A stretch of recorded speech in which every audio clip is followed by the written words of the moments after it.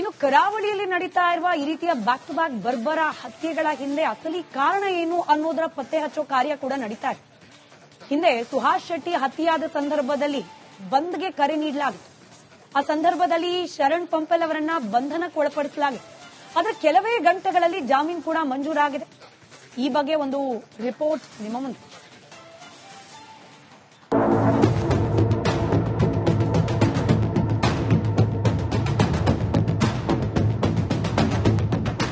ಶರಣ್ ಪಂಪೆಲ್ ವಿಶ್ವ ಹಿಂದೂ ಪರಿಷತ್ನ ಮುಖಂಡ. ಕೇಸ್ ಹಾಕಿ 20 ದಿನಗಳ ಬಳಿಕ ಶರಣ್ ಪಂಪೆಲ್ನ ಬಂಧಿಸಲಾಗಿದ್ದು ಹಿಂದೂ ಸಂಘಟನೆಗಳನ್ನ ಕೆರಳಿ ಕೆಂಡವಾಗುವಂತೆ ಮಾಡಿದೆ.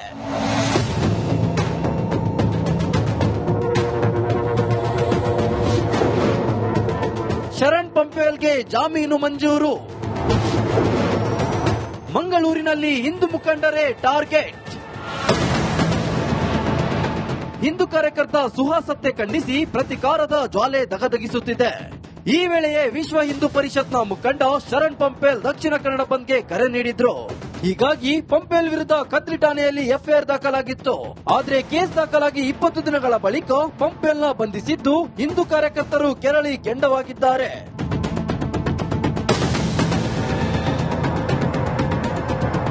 ಇಷ್ಟು ದಿನ ಸುಮ್ಮನೆ ಇದ್ದಂತಹ ಪೊಲೀಸ್ ಇಲಾಖೆ ಇವತ್ತು ಯಾರನ್ನ ಮುಸ್ಲಿಮರನ್ನ ಓಲೈಕೆ ಮಾಡಲಿಕ್ಕೆ, ಸರ್ಕಾರವನ್ನ ಓಲೈಕೆ ಮಾಡ್ಲಿಕ್ಕೋಸ್ಕರವಾಗಿ ಇವತ್ತು ಅವರನ್ನ ಬಂಧನ ಮಾಡಿದ್ದಾರೆ.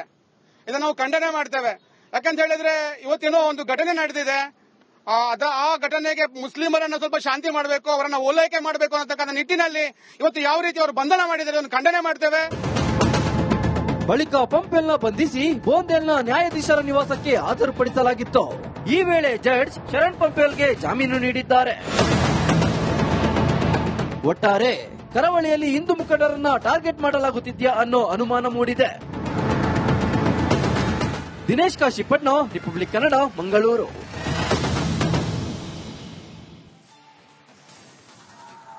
ಇನ್ನು ಕರಾವಳಿಯಲ್ಲಿ ನಡೀತಾ ಇರುವ ಈ ರೀತಿಯ ಬ್ಯಾಕ್ ಟು ಬ್ಯಾಕ್ ಬರ್ಬರ ಹತ್ಯೆಗಳ ಹಿಂದೆ ಅಸಲಿ ಕಾರಣ ಏನು ಅನ್ನೋದರ ಪತ್ತೆ ಹಚ್ಚೋ ಕಾರ್ಯ ಕೂಡ ನಡೀತಾ ಇದೆ. ಹಿಂದೆ ಸುಹಾಸ್ ಶೆಟ್ಟಿ ಹತ್ಯೆಯಾದ ಸಂದರ್ಭದಲ್ಲಿ ಬಂದ್ಗೆ ಕರೆ ನೀಡಲಾಗಿತ್ತು. ಆ ಸಂದರ್ಭದಲ್ಲಿ ಶರಣ್ ಪಂಪೆಲ್ ಅವರನ್ನ ಬಂಧನಕ್ಕೆ ಒಳಪಡಿಸಲಾಗಿದೆ. ಅದರ ಕೆಲವೇ ಗಂಟೆಗಳಲ್ಲಿ ಜಾಮೀನು ಕೂಡ ಮಂಜೂರಾಗಿದೆ. ಈ ಬಗ್ಗೆ ಒಂದು ರಿಪೋರ್ಟ್ ನಿಮ್ಮ ಮುಂದೆ.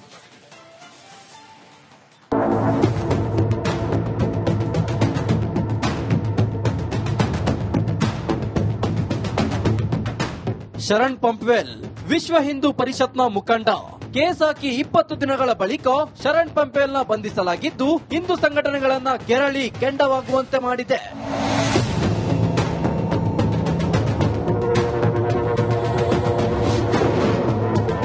ಶರಣ್ ಪಂಪೆಲ್ಗೆ ಜಾಮೀನು ಮಂಜೂರು. ಮಂಗಳೂರಿನಲ್ಲಿ ಹಿಂದೂ ಮುಖಂಡರೇ ಟಾರ್ಗೆಟ್. ಹಿಂದೂ ಕಾರ್ಯಕರ್ತ ಸುಹಾಸ್ ಹತ್ಯೆ ಖಂಡಿಸಿ ಪ್ರತಿಕಾರದ ಜ್ವಾಲೆ ದಗದಗಿಸುತ್ತಿದೆ. ಈ ವೇಳೆಯೇ ವಿಶ್ವ ಹಿಂದೂ ಪರಿಷತ್ನ ಮುಖಂಡ ಶರಣ್ ಪಂಪೆಲ್ ದಕ್ಷಿಣ ಕನ್ನಡ ಬಂದ್ಗೆ ಕರೆ ನೀಡಿದ್ರು. ಹೀಗಾಗಿ ಪಂಪೆಲ್ ವಿರುದ್ಧ ಕದ್ರಿ ಠಾಣೆಯಲ್ಲಿ ಎಫ್ಐಆರ್ ದಾಖಲಾಗಿತ್ತು. ಆದ್ರೆ ಕೇಸ್ ದಾಖಲಾಗಿ 20 ದಿನಗಳ ಬಳಿಕ ಪಂಪೆಲ್ನ ಬಂಧಿಸಿದ್ದು ಹಿಂದೂ ಕಾರ್ಯಕರ್ತರು ಕೆರಳಿ ಕೆಂಡವಾಗಿದ್ದಾರೆ.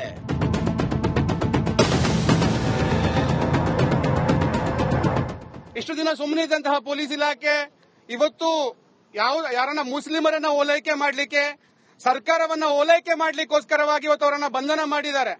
ಇದನ್ನ ನಾವು ಖಂಡನೆ ಮಾಡ್ತೇವೆ. ಯಾಕಂತ ಹೇಳಿದ್ರೆ ಇವತ್ತೇನೋ ಒಂದು ಘಟನೆ ನಡೆದಿದೆ. ಆ ಘಟನೆಗೆ ಮುಸ್ಲಿಮರನ್ನ ಸ್ವಲ್ಪ ಶಾಂತಿ ಮಾಡಬೇಕು, ಅವರನ್ನ ಓಲೈಕೆ ಮಾಡಬೇಕು ಅನ್ನತಕ್ಕಂಥ ನಿಟ್ಟಿನಲ್ಲಿ ಇವತ್ತು ಯಾವ ರೀತಿ ಅವರು ಬಂಧನ ಮಾಡಿದ್ದಾರೆ ಅದನ್ನು ಖಂಡನೆ ಮಾಡ್ತೇವೆ. ಬಳಿಕ ಪಂಪೆಲ್ನ ಬಂಧಿಸಿ ಬೋಂದೇಲ್ನ ನ್ಯಾಯಾಧೀಶರ ನಿವಾಸಕ್ಕೆ ಹಾಜರುಪಡಿಸಲಾಗಿತ್ತು. ಈ ವೇಳೆ ಜಡ್ಜ್ ಶರಣ್ ಪಂಪೆಲ್ಗೆ ಜಾಮೀನು ನೀಡಿದ್ದಾರೆ.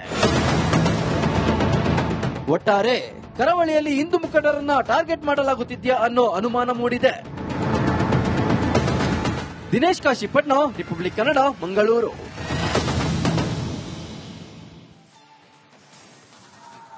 ಇನ್ನು ಕರಾವಳಿಯಲ್ಲಿ ನಡೀತಾ ಇರುವ ಈ ರೀತಿಯ ಬ್ಯಾಕ್ ಟು ಬ್ಯಾಕ್ ಬರ್ಬರ ಹತ್ಯೆಗಳ ಹಿಂದೆ ಅಸಲಿ ಕಾರಣ ಏನು ಅನ್ನೋದರ ಪತ್ತೆ ಹಚ್ಚೋ ಕಾರ್ಯ ಕೂಡ ನಡೀತಾ ಇದೆ.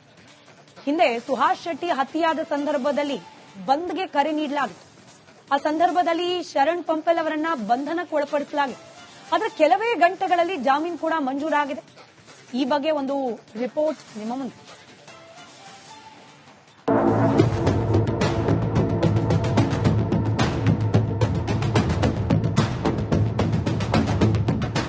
ಶರಣ್ ಪಂಪ್ವೆಲ್ ವಿಶ್ವ ಹಿಂದೂ ಪರಿಷತ್ನ ಮುಖಂಡ. ಕೇಸ್ ಹಾಕಿ 20 ದಿನಗಳ ಬಳಿಕ ಶರಣ್ ಪಂಪ್ವೆಲ್ನ ಬಂಧಿಸಲಾಗಿದ್ದು ಹಿಂದೂ ಸಂಘಟನೆಗಳನ್ನ ಕೆರಳಿ ಕೆಂಡವಾಗುವಂತೆ ಮಾಡಿದೆ.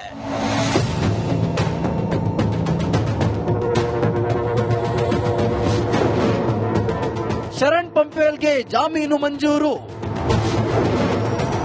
ಮಂಗಳೂರಿನಲ್ಲಿ ಹಿಂದೂ ಮುಖಂಡರೇ ಟಾರ್ಗೆಟ್. ಹಿಂದೂ ಕಾರ್ಯಕರ್ತ ಸುಹಾಸ್ ಹತ್ಯೆ ಖಂಡಿಸಿ ಪ್ರತಿಕಾರದ ಜ್ವಾಲೆ ದಗದಗಿಸುತ್ತಿದೆ. ಈ ವೇಳೆಯೇ ವಿಶ್ವ ಹಿಂದೂ ಪರಿಷತ್ನ ಮುಖಂಡ ಶರಣ್ ಪಂಪ್ವೆಲ್ ದಕ್ಷಿಣ ಕನ್ನಡ ಬಂದ್ಗೆ ಕರೆ ನೀಡಿದ್ರು. ಹೀಗಾಗಿ ಪಂಪ್ವೆಲ್ ವಿರುದ್ಧ ಕದ್ರಿ ಠಾಣೆಯಲ್ಲಿ ಎಫ್ಐಆರ್ ದಾಖಲಾಗಿತ್ತು. ಆದ್ರೆ ಕೇಸ್ ದಾಖಲಾಗಿ 20 ದಿನಗಳ ಬಳಿಕ ಪಂಪ್ವೆಲ್ನ ಬಂಧಿಸಿದ್ದು ಹಿಂದೂ ಕಾರ್ಯಕರ್ತರು ಕೆರಳಿ ಕೆಂಡವಾಗಿದ್ದಾರೆ.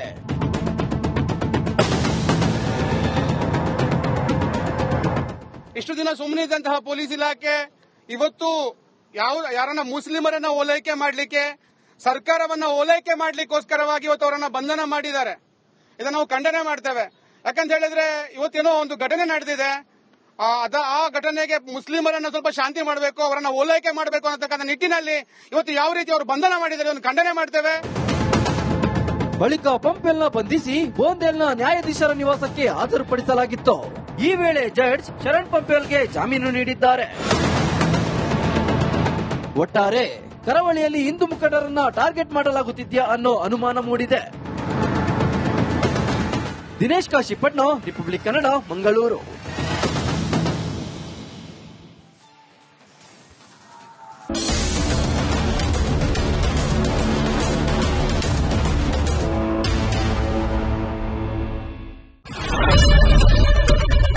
ಏನ್ ಪ್ರಾಬ್ಲಮ್ ಇಲ್ಲ ಏರಿಯಾದಲ್ಲಿ? ಏನ್ ಪ್ರಾಬ್ಲಮ್? ಏನ್ ನಿಮ್ ಪ್ರಾಬ್ಲಮ್? ಇದೆಲ್ಲ ಪ್ರಾಬ್ಲಮ್ ಐತಿಲ್ಲ ಹೇಳಿ. ಏನ್ರಿ ನಿಮ್ ಪ್ರಾಬ್ಲಮ್? ಏನ್ ನಿಮ್ ಪ್ರಾಬ್ಲಮ್ ಅಂತ ಹೇಳಿ. ಯಾರಪ್ಪ ನಗರಕ್ಕೆ? ಗಾಂಧಿನಗರ, ದಾಸರಹಳ್ಳಿ, ರಾಜರಾಜೇಶ್ವರಿ ನಗರ, ಚಾಮರಾಜಪೇಟೆ, ಹುಬ್ಬಳ್ಳಿ, ಚನ್ನಮರುತ್ತದ, ಮೈಸೂರಿಗೆ ಬಂದಿರೋದು. ಬ್ಯಾಡಗಿ ತಾಲೂಕಿಗೆ ನಾವು ಬಂದಿವ್ರಿ. ಸರ್ ಹೇಳಿ ಸರ್, ಏನ್ ಪ್ರಾಬ್ಲಮ್? ನಿಮ್ ಎಮ್ಎಲ್ಎ ಹೆಂಗೆ? ಏನೆಲ್ಲ ಸಮಸ್ಯೆಗಳು? ಏನ್ ಕಥೆಯಲ್ಲಿ ಬಂತ? ಅಯ್ಯಪ್ಪ ಯಾವತ್ತೂ ಬಂದಿಲ್ಲ. 2 ಮಂತ್ಸಿಂದ ನೀರಿಲ್ಲ. ಟ್ಯಾಂಕರ್ ಬರ್ಬೇಕಾದ್ರೆ ರೋಡ್ ಸರಿ ಇಲ್ಲ. ಯಾರತ್ರ ಹೋಗಿ ಇರೋದಕ್ಕೆ ನಮ್ಗೆ ಯಾರಿಲ್ಲ. ಇಲ್ಲಿ ಕಿತ್ತೋದ್ರೆ ಏನ ಅಲ್ಲ ಹಾಳಾಗೋದ್ರು ಇದು ಯಾರು ನೋಡರೇ ಗತಿ ಇಲ್ಲ. ನಾವಿದ್ದೀವಿ ಅಂತಾರೆ. ಇವಾಗ ಯಾರ ಎಮ್ಎಲ್ಎ ಮಗ ಒಂದ್ ದಿವಸನೂ ಬಂದಿಲ್ಲ. ಫುಲ್ ಸ್ಟ್ಯಾಂಡರ್ಡ್ ಲಕ್ಸುರಿಯಸ್ ಬೆಡ್ರೂಮ್ ಐತ್ರಿ ಅದು. Taj West End, Radisson Blu. Meeting ನಿಮ್ದು ಮೀಟಿಂಗ್ ಇಲ್ಲಿ ಮಾಡ್ರಿ. ಇಷ್ಟು ವರ್ಷ ಆಯ್ತು. ಇದಕ್ಕೆಲ್ಲ ಯಾರು ಸರ್ ಜವಾಬ್ದಾರಿ?